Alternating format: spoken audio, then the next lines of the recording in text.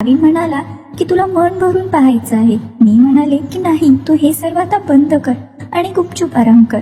आता आम्ही दोघे आराम करू लागलो. रात्री 1 वाजता मी गाढ झोपेत होते आणि मला असे काहीतरी जाणवले की मी पण हैराण झाले. मी पाहिले की नाविन इकडे तिकडे हालचाल करत होता, पण मी तेव्हा माझे डोळे बंद ठेवले आणि असं दाखवलं की मी गाढ झोपेत आहे. काही वेळाने खूप हालचाल होऊ लागली. मी पण मग गप्प राहिले, कारण मला तो काय करतोय ते पाहायची इच्छा होती. पण मी बघितल्यानंतर तो एकदम शांत होईल त्यामुळे मी बघितलेच नाही. त्याची हालचाल पाहून माझी धगधग वाढू लागली होती.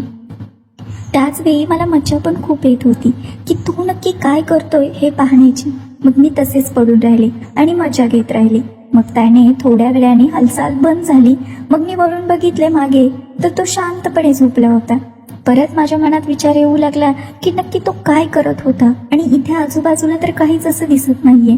मग परत माझ्या मनात विचार येऊ लागले. मग नंतर मी झोपायचा निर्णय घेतला. मग मी झोपण्यासाठी परत बाजूला तोंड करून झोपू लागले. झोप लागणारच तेवढ्यात परत हालचाल होऊ लागली.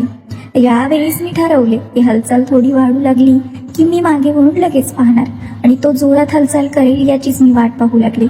तेवढ्यात थोड्या अर्ध्या तासाने हालचाल जोरात होऊ लागली. पूर्ण बेड हलू लागला होता. मग त्यानंतर मी ठरवलं की आता मागे पाहिजे. तेवढ्यात मी मागे बघितले तर तो बेडवरून उठून बेडला सजवत होता. त्यानंतर मी अचानक इकडे तिकडे पाहिले तर बघता क्षणी मी चकित झाले.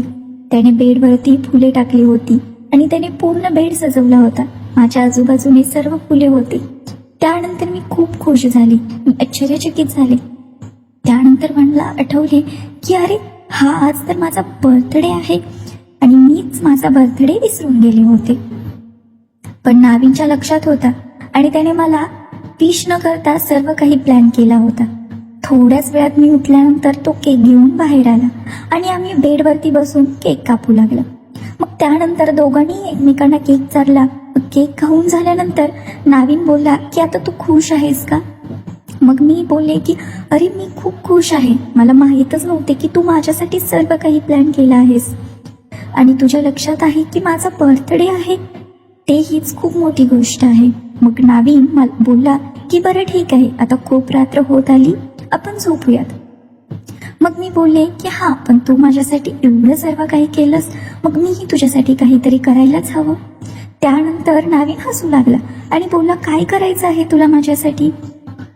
तर मी बोललो की तुला जे हवं ते माग. तू आज, मी तुला सर्व काही आज द्यायला तयार आहे, कारण तू आज माझं मन प्रसन्न केलं आहेस. मग नाविन थोडा विचार करू लागला. नाविनच्या मनात काहीतरी होते, पण कसे बोलू? डायरेक्ट तो लाजत होता आणि भीतही होता.